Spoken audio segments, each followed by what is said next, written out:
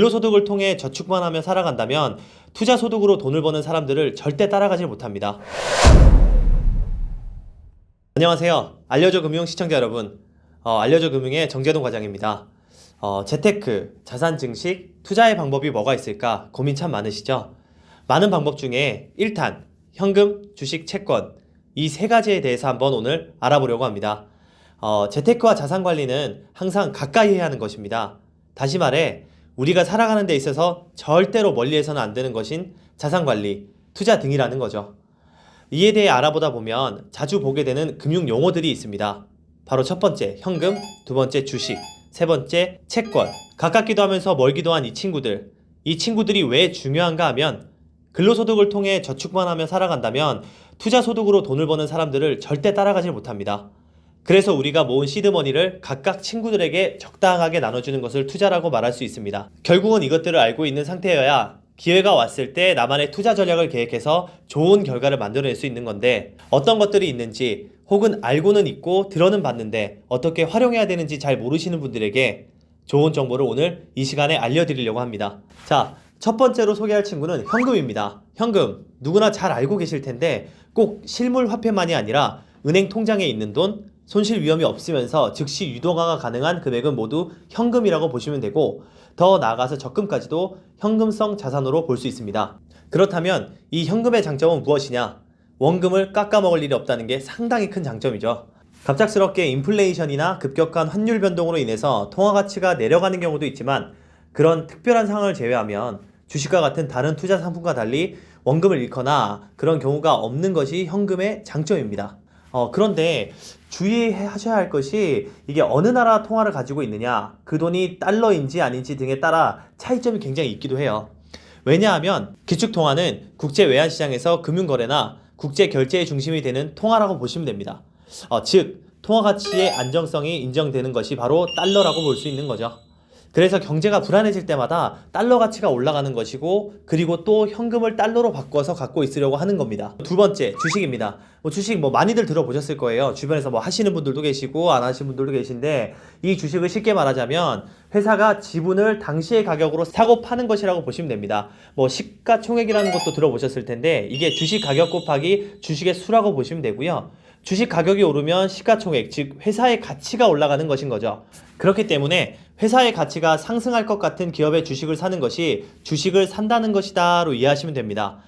간단하게 말해서 회사 가치가 내가 평가한 가치보다 싸다라고 하면 사고, 비싸다라고 하면 팔거나 사지 않으시면 되는 거예요. 그런데 많이 들어보셨을 것이, 주식은 위험자산이라고도 말합니다. 위험자산이라고 해서 금방이라도 사라지고 가치가 떨어질 것처럼 느껴지고 그렇게 말씀을 하시는데, 주식을 하면 망한다라는 말도 얼핏 좀 들어보셨을 거예요. 단지 현금에 비해서 상대적으로 위험하다는 거지 사면 안 된다는 뜻의 위험이 아닙니다. 하지만 확실한 건 양날의 검이 있다는 건 명백합니다.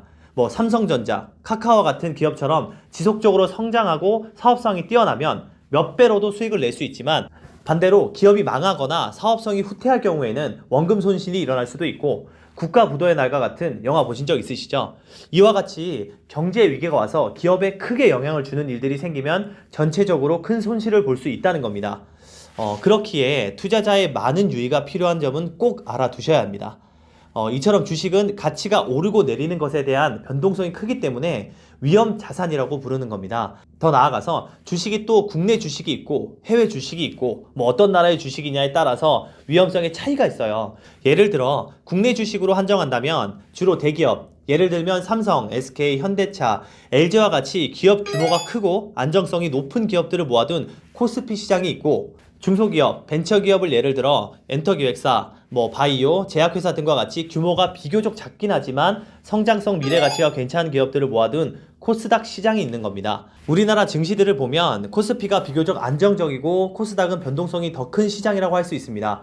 코스피보다는 코스닥이 상장 요건의 기준이 느슨한 편이거든요. 예를 들면 자기 자본, 매출액 등의 이런 조건들이요. 그래야 성장 가능성이 있는 회사들이 성장을 하고 투자를 받음으로써 지금의 큰 대기업으로 자리 잡을 수 있는 겁니다. 시청자분들도 들어보셨을 코스피의 셀트리온, 카카오와 같은 기업들은 원래 코스닥에서 처음 상장했다가 성장하면서 코스피로 이전된 기업들인 거예요. 나라 내에서도 그렇지만 해외 주식과도 차이가 또 있습니다. 간단하게 보면 한국 증시보단 나스닥, S&P와 같은 미국 증시가 비교적 안정적일 거고, 반대로 베트남, 인도, 브라질 증시의 경우 선진국 시장에 비해서 투명도나 안정성 면에서 약하기 때문에 우리나라보다 당연히 변동성이 크고 위험이 크다고 볼 수 있는 겁니다. 하지만 그만큼 성장 가능성도 크기 때문에 투자자분들께서 여러 부분을 비교해보고 투자를 할 필요가 있는 거예요. 그거는 저희가 다음에 잘 알려드리도록 하겠습니다. 자, 세 번째 친구는 바로 채권. 사실 채권이라는 것은 어디에선가는 들어는 봤는데 어떤 개념인지 어려운 용어긴 합니다. 저도 자세히 공부하기 전까지는 도저히 감이 안 왔었거든요. 간단하게 말하면 정부, 공기업, 금융기관 등과 같이 신용도가 큰 곳에서 돈을 빌려가고 정해진 기한 동안 사용한 뒤에 돌려주는 채무증서를 증권화한 것이고, 그것을 사고 파는 것을 채권 시장이라고 보시면 됩니다. 말이 좀 어려울 수도 있는데, 나한테 지금 얼마를 빌려주면 내가 만기 시에 이만큼을 줄게 라는 약속을 산다고 보시면 되는 거죠. 채권은 수익률이 높은 편은 아니지만 예금보다는 높은 편이에요. 왜냐하면 빌려준 주체가 망했을 때는 손실이 나는 것이다 보니 당연히 예금보다는 수익률이 좋을 수밖에 없는 거죠. 회사에서 발행한 채권은 회사채라고 하고, 금융기관에서 발행하면 금융채, 국가에서 발행한 것은 국채라고 부르는데요. 이 중에서 과연 누가 가장 안전할 것 같으세요? 바로 국채가 제일 안전합니다. 왜냐하면 국가가 망해야만 이 돈을 받지 못하는 건데, 국가가 망하는 경우는 그렇게 많지가 않죠. 그래서 그렇습니다. 보통 채권의 만기가 1년 이하인 것은 단기채, 1년에서 10년 사이가 중기채, 그 이상은 장기채라고 하는데, 그런데 사실 채권이라는 것은 무조건 만기까지 가지고 있어야 하는 것이 아닙니다. 왜냐하면 채권 시장이라는 것이 있기 때문인데요. 안정성에 따라서 채권 수익률이 변동이 있긴 하지만 급변하지 않기 때문에 사실 수익을 노리고 사기보다는 투자 포트폴리오의 안정성을 위해서 같이 섞어서 투자하는 경우가 많은 거죠. 자, 오늘은 여기까지 이제 투자 소득을 만드는 세 가지 방법에 대해서 간단하게 말씀드렸습니다. 앞으로 이 세 가지에 대해서 조금 더 세밀하게 이제 파고들면서 이제 하나씩 여러분들에게 도움이 되는 영상을 많이 올릴 텐데요. 구독과 또 좋아요, 또 알람 설정까지 해주시면 정말 감사드리겠습니다. 그리고 이 세 가지를 제외하고 한 개를 더 보자면 바로 부동산이 있는데, 이 친구는 2탄에서부터 자세하게 한번 확실하게 알려드리도록 하겠습니다. 자, 그럼 여기까지 알려줘 금융의 정재동 과장이었습니다. 여러분, 다음 시간에 꼭 다시 뵙으면 좋겠습니다. 감사합니다.